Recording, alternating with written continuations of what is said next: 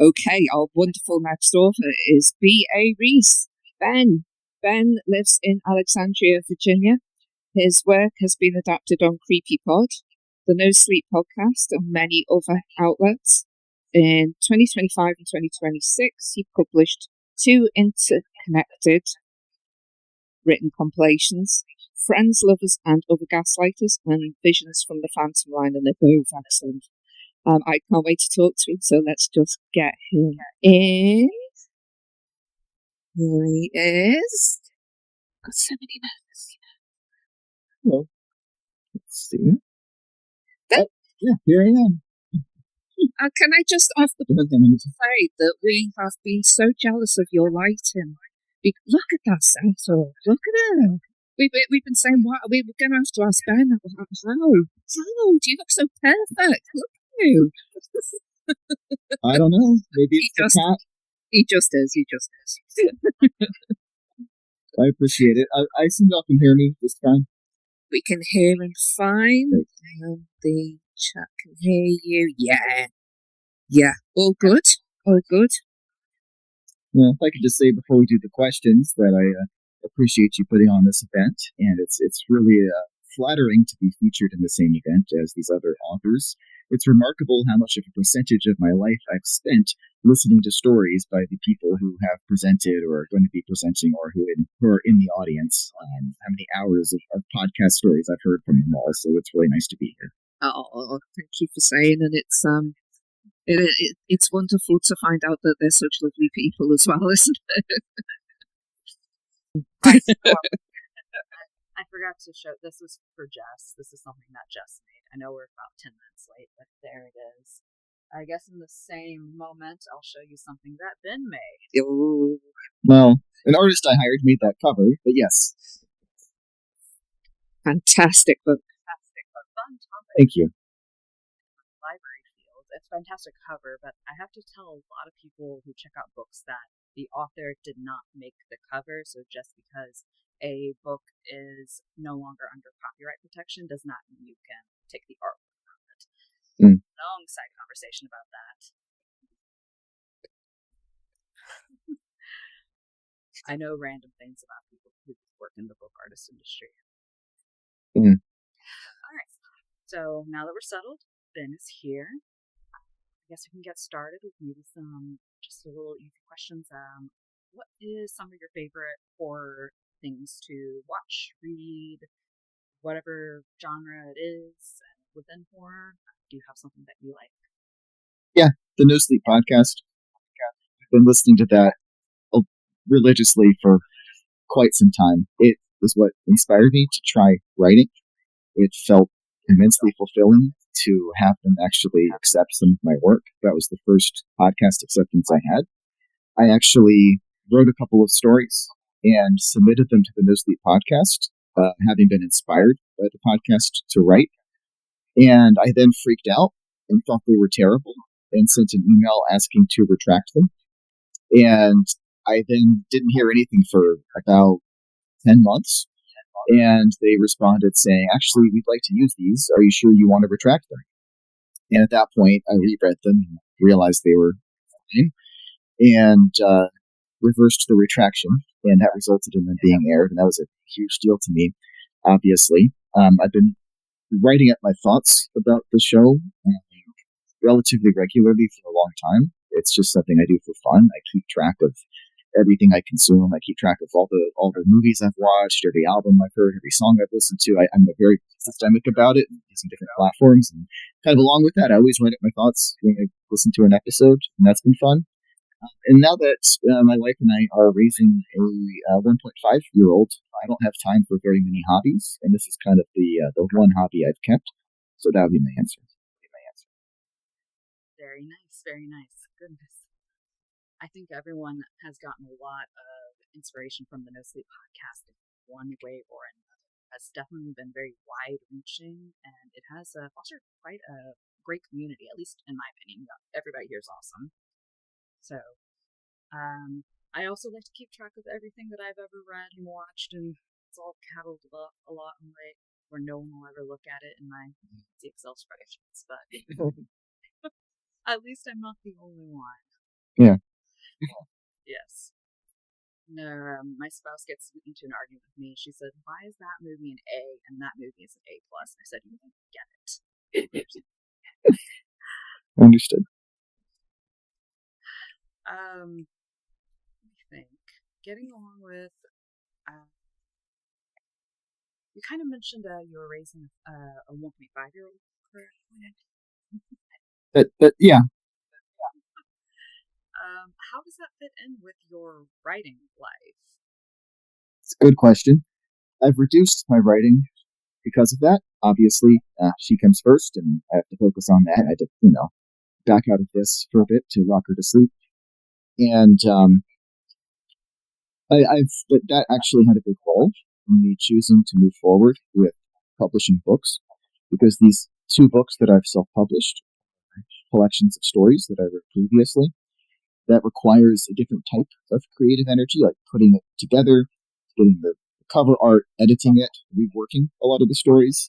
That takes a different type of creative energy that I'm able to tap into more easily now when I have limited time and limited sleep, compared to writing stories from scratch. I'm still writing stories, but it's gone down to like a handful a year, whereas I used to write them pretty regularly. And instead, I've been focused on kind of putting these 2 books together, and actually have a 3rd book I'm working on. But it's very different from these 2. Yeah, so it's just like it takes a lot of energy out of me to write stories. It just like really drains me. I have to be focused on it, and it can be exhausting. And that's less feasible for me now. Hence my switch to kind of putting these books together and these compilations together. It's more manageable for me at this time. Okay, so that actually touches on some questions I do want to get into, but I'm going to take it back a little bit. I kind of want to talk a little bit about your writing origins. So, specifically, when and where was the place and time, if you will, that you started sharing your stories publicly, or at least to a wider audience, no longer just something that was for yourself? Sure. So, it would have been in 2018, December. I was working a job. Everybody I worked for was out for the holidays. There was no work to do. This was a rare situation. I've been listening to the NoSleep Podcast a lot and thought that, why don't I try writing? It was kind of during that session and some weekends afterwards that I first put together stories. And at some point, I submitted them to the NoSleep Podcast, and at some point, I posted one to Reddit, and it did really well. The framing device and it didn't work, because I was still getting used to the NoSleep rules, but the story itself was pretty good. And then I posted a second one to Reddit, which did way better. It got almost 1,000 votes, which was a big deal to me at the time. And some YouTube narrators asked to use it. And I had no idea what the whole sphere was like. I didn't know there was this whole ecosystem. And it ended up like, so some random person messaged me, as far as I could tell. I was like, hey, can you kind of narrate your story? And I'm like, okay, sure. And then, 2 days later, 90,000 people had heard a narration of it and loved it. And we're all saying great things about it, which was a huge deal. I had no idea any of that would happen. And that kind of set me on a path of feeling more confident in sharing my stories. I started writing about zany things, and I could go on about all the different sources of inspiration. But I mean, I wrote about Grover Cleveland. I wrote a story about a zombie Galapagos penguin. I wrote a lot of other stories about different topics, and had a blast doing it. It all kind of just kept going from there. I was about to say something kind of funny. Is that I just read a short story about Grover Cleveland, and I was like, "Oh, it's you." It's like, yeah, no, that's I'm pretty proud of myself for that. I love that story. Thank you. So the little backstory there is my wife and I were listening to an audiobook about Grover Cleveland, which was my idea. I don't know, maybe one reason for that. And it felt like it was gaslighting us. It kept bringing up like creepy, weird, and xenophobic things that he did, but the book and the earnest sounding narrator kept brushing them off. Like, oh, we did this terrible thing, but everyone in that era was like that. And I'm like, no. And led me to get the idea of writing a story about like a gaslighting boyfriend who does the things that he did to Maria Halpin and to other people in his life. And I put that on Reddit, and it was a big hit. It was one of my only two stories at that point that was a huge hit. And for like a day, the top voted story on r/NoSleep was "My boyfriend is transforming into an obscure American president," which is a kind of a coup that I think is a nice contribution to things. It's yet to appear anywhere in audio. I submitted it to a bunch of places that didn't want it. I rejected it. I assumed it was too weird, but that's what I'm proud of. It's weird. It's definitely weird. Yeah, I like that. I hope it does get adapted one day. Yeah. Ironically, I was about to say something about my education in American history, but then you don't need to know that. Basically, I read the chapter title and I said, I wonder if it's Grover Cleveland, because I read something about the two non-consecutive terms, and I said, I know who that is. Yeah! My history teacher would be so happy. Yeah. And one of the things that we have to watch, I'll get back into the actual conversation shortly, is The Presidents by the National History Geographic Channel. And they put out 3 different versions. Each one has different levels of covering up things. They're all equally covering up. None is ever fairly forward. The most I hear about Grover Cleveland is not anything negative, just things that are very blasé. So I do think that it was a really interesting topic. Not even to necessarily be political in nature, but maybe just the idea that historical figures, in a way, they can almost write history for themselves. In that case, as a man in society, he could just sort of dictate women's lives, and how does that play out in a modern setting? I found all of that extremely interesting, and that does tie into some of your other stories, but first, I did want to go back and ask, what about horror specifically? What drew you to horror specifically? Yeah, that's a good question. I grew up in a household that was very anti-horror. My parents, especially my mother, wanted to have nothing to do with horror. Hated the idea of it. It was just considered this off-limits thing they're not allowed to do. And also, like, it was considered something that was just like, all that horror is a guy in a hockey mask chasing women and slashing them, and that's it, and it's trash. And so I had that perception for a long time. But I had a couple things challenge that kind of opened the door to realizing that it's a vehicle through which you can examine a lot of interesting questions. I'd say foundational experiences would be the Twilight Zone. I was obsessed with that growing up. Of course, the original run, I don't think any of the reboots are very good. I memorized a lot of the episodes. Yeah. And then Are You Afraid of the Dark was another one that I watched constantly. A lot of people say Goosebumps, but Are You Afraid of the Dark?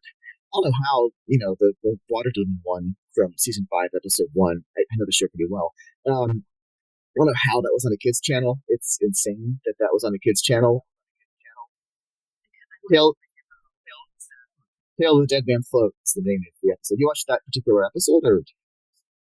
I watch as much as I can. I think I Gotcha. went over into season 1 through 3. Gotcha. I have seen all of those. So, yeah. Gotcha.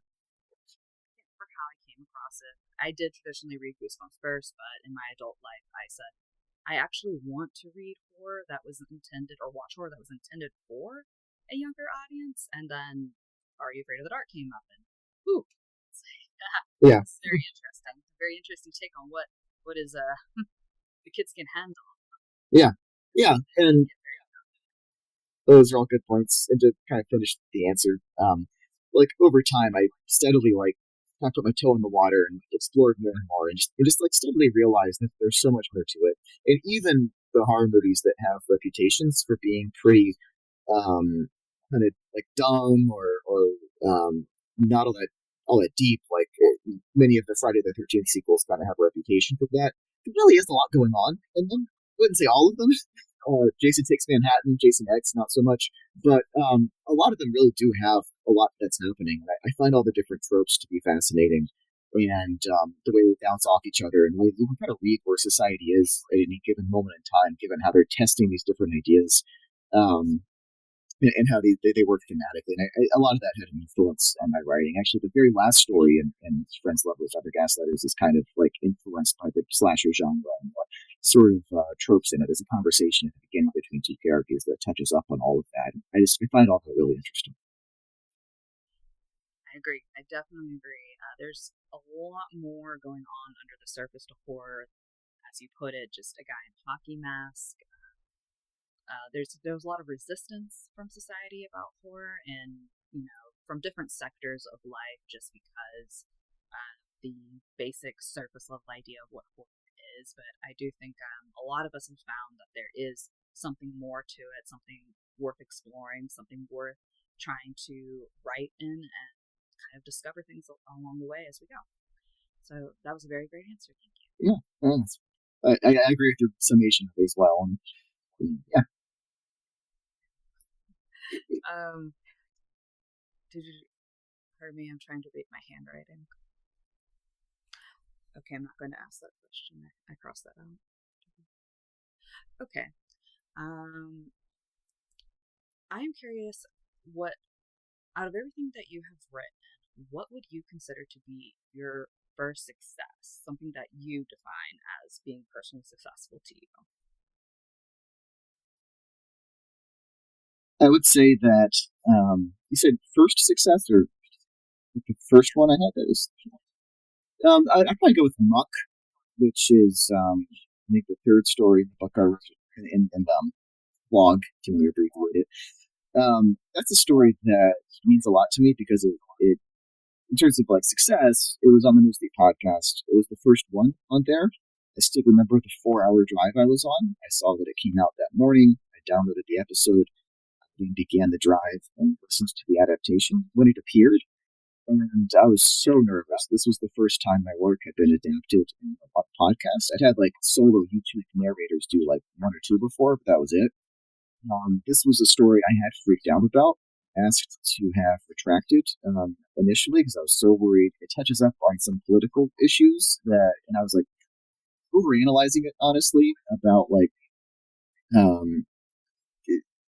drug addiction and opioid abuse in Southwest Virginia. It draws from the book Dope Sick, which I'd read before writing it, and it draws on history from rural Southwest Virginia. It kind of references and takes some inspiration from a real accident where it's a muck dam disaster.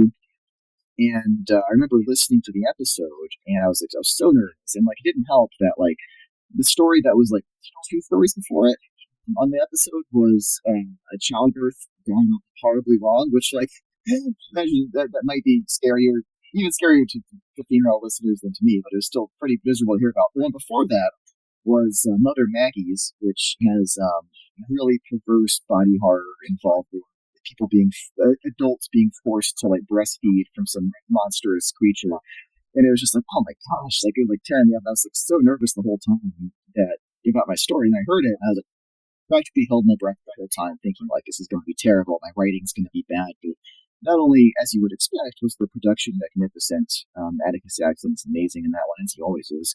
Brandon Boone does a sweeping score, but it actually like came together really well. And I heard it and realized like, wow, that was actually really good. It was actually like really well done. And we actually addressed the themes I wanted to. So I see that as something that like kind of draws from unknown history. Like nobody's heard of the Saltville muck dam disaster from like 1918, and it draws from that history and kind of tells something that I think is impactful and meaningful about the messages that it examines. It's a really delicate subject, and I think it like manages to kind of convey the tragedy without throwing the kind of villain in the story who's like an addict who's trying to drag his sister into dying and being pulled into the past. It portrays him in a negative light, but does that in a way that I don't think throws him into the bus and acknowledges the serious health consequences and treats that topic maturely. So that would be my answer. I do agree.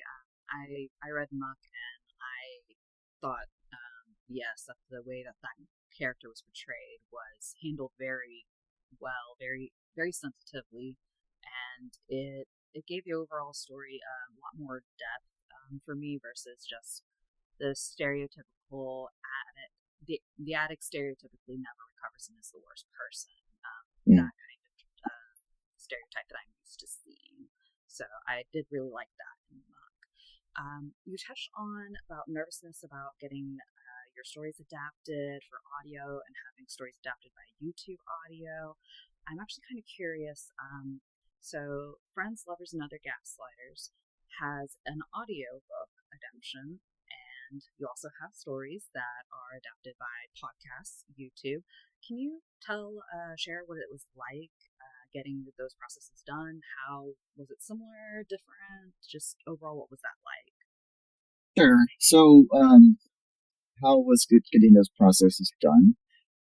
When I am submitting stories to a podcast, I always make sure that the story is tailored to the podcast. I think that podcasts appreciate that.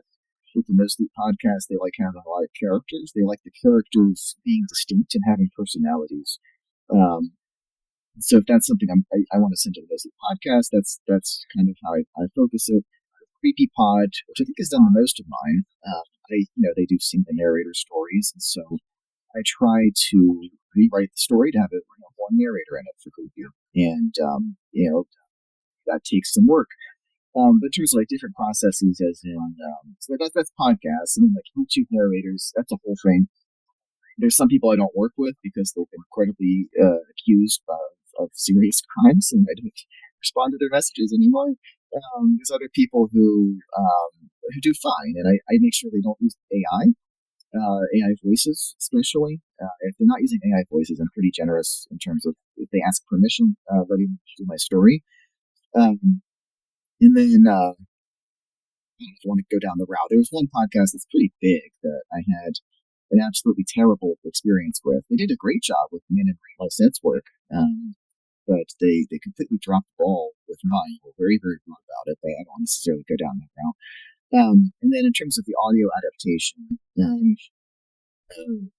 that was something that I invested in because I thought this other podcast was actually going to expose my work to a lot of different people, and they didn't.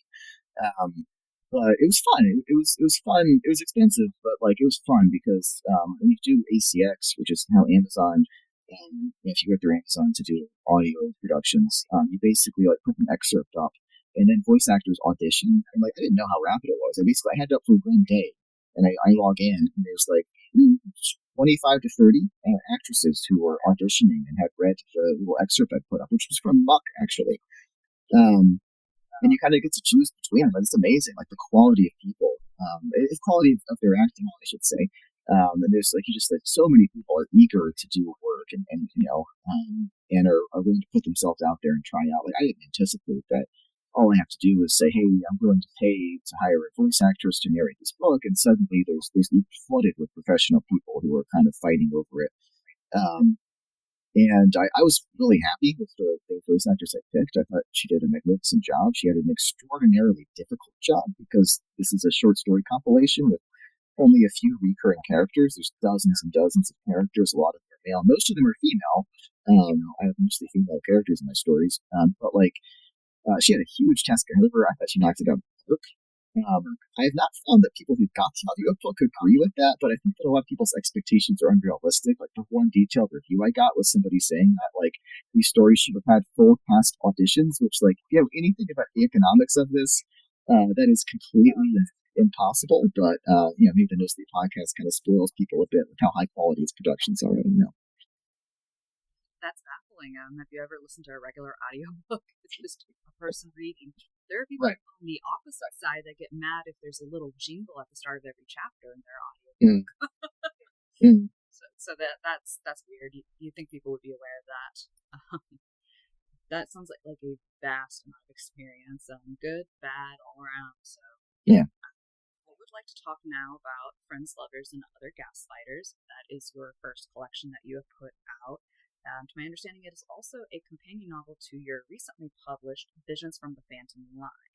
And there are some intersecting characters in it and other stories that kind of overlap as well. Would you like to share a little bit about those stories with us? Sure. Yeah. So there's a recurring set of characters who I grew over time to really appreciate and grew slightly attached to. There's kind of like throughout my stories, because when I look at Friends, Lovers, and Other Gaslighters, that's a book where a lot of dark things happen. But I view it as a positive book, because it's ultimately, to me, a story about distinguishing between the people who are real and who are fake in your life, those who are sincere and those who are just trying to manipulate you. And that's kind of told through all the different stories, which touch up on that theme. Maybe not the one where the refrigerator is eating people, but other than that, I think that they generally touch up on the theme of who can you trust there and who can't. And there's this core group who appear in like 5 of the stories, and I like the friendship between the 2 main characters a lot, Olivia and May. May was partially inspired by a friend of mine who lives in Nashville who grows a lot of cacti, partially inspired by Mae Borowski from Night in the Woods, which is one of my favorite games. And their friendship was, love that game. And that was something that meant a lot to me. So their whole story arc is about that. And it's about like who can you trust, who can't you trust.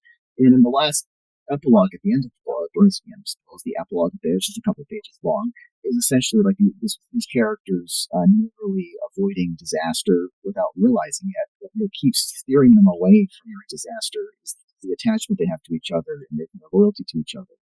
And that's really what it's about. It's about like taking shelter in this world with all these challenges, amidst all of this conflict and all these manipulators and liars, and like finding a reprieve from that, and the people you can actually trust, and writing the people you can trust. And that core group of characters bleed into my second book. They are those who appear kind of briefly, but the central 2 of them, Olivia and May, have a big role in a 2-parter in it. And this book kind of examines like what happens next in their lives, and it kind of pushes the limits of like kind of bond between them, and that gets strained in a certain direction. And so those characters kind of link it together. In both of the books, the last story, the epilogue in the first one, and the last story in the second one, are kind of they bring in a whole bunch of different characters from different stories, such that in the last story in my second book has brief appearances by a ton of characters who were in the first 2. And so that kind of holds it all together. I've got kind of this little reality of interlocking stories. And then in addition to that, there are like brief references. There's one company that kind of just is like the epitome of like faceless, soulless corporation that kind of goes to the limits. Abernathy Industries, for commentary being used with them. So like these stories are all interconnected. My hope is that somebody reading back to back would enjoy seeing all of that and seeing the way that they bounce off of each other. So I think that's my answer to it. I was going to say in response to that as I read Friends, Lovers, and Other Gaslighters, and I did read it all the way through, I was very delighted by Olivia and May.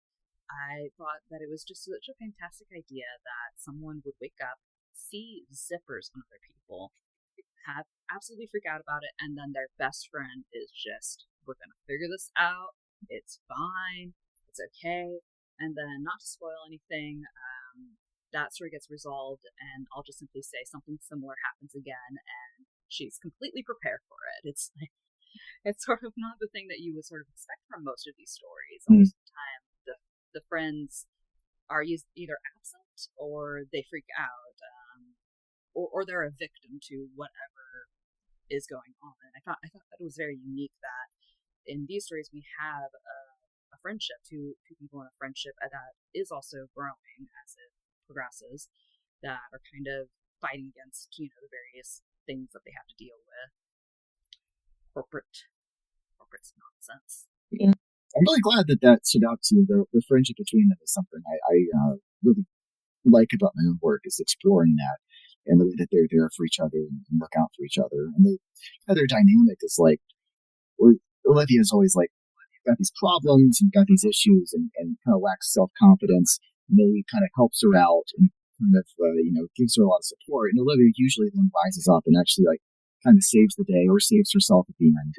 And I like the dynamic between them. They have very different personalities, but if it comes along the way it's supposed to, you kind of get why they're so close with each other. And if that did stick out to you to the extent I described, I'd certainly be interested in what your thoughts are when you get around to reading the next book, which kind of further explores that.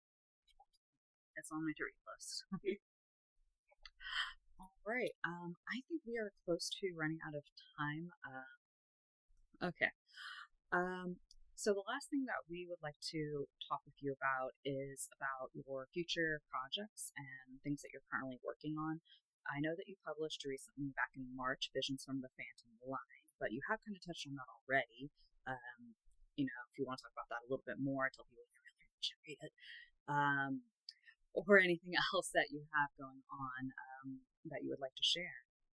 Sure, thank you. I think I've got one submission sitting for the NoSleep podcast, and we'll see what happens with it. In terms of moving forward, I do have a very different project that is a long-term project. My goal is to release it next year. So I've essentially exhausted the short stories I've written at this point in terms of the ones that I think are of publishable quality. I can always write more. Thank you, Lysel. I can see that. I can always write more, but for now, I've kind of told the story I wanted to, and it ends in a place where I'd like for it to end. But my new project is inspired by, kind of Goosebumps, choose your own scare books. It is a kid-friendly choose your own adventure, although I know the term is trademarked. I've got to do something else. Book where the premise is that you get on a bus, you're late for school, you're in middle school, and to your surprise, you got on the wrong bus full of monsters, and the wrong bus full of monsters takes you to monster school, and you have to figure out a way to survive the day. So there's all sorts of gruesome endings, like falling into magma or getting eaten by a spaghetti monster, but it's all done in a very kid-friendly way. I've always wanted to do something like this. My reason is slightly Machiavellian because at these book fairs, I sold books for the first time at 2 horror fairs last year. And at those fairs, I noticed there were a lot of parents asking around for kid-friendly books, and I just thought, hey, well, I finally get around to doing that. So that's the project I'm working on, and so That's great. That's wonderful to hear. Hopefully, we can see some lovely children's stories coming out soon. I actually think that it's a good market to tap into, if you will, simply because I think parents can be a little bit misguided, especially from my generation and older, about what is acceptable to read and what is not. So I think it's good that there are more resources out there. There are more authors out there that are pushing for children. That's going to be okay for them to read, so that they can expand a love of reading through horror and not just through other means, that they have another avenue that they can access. So that's wonderful. Thank you so much, Ben, for being on. It was great having you. Sorry for all the technology troubles. We'll get it figured out. Sure. It was a pleasure to be here, and thank you for putting on this event. Well, you have a good night.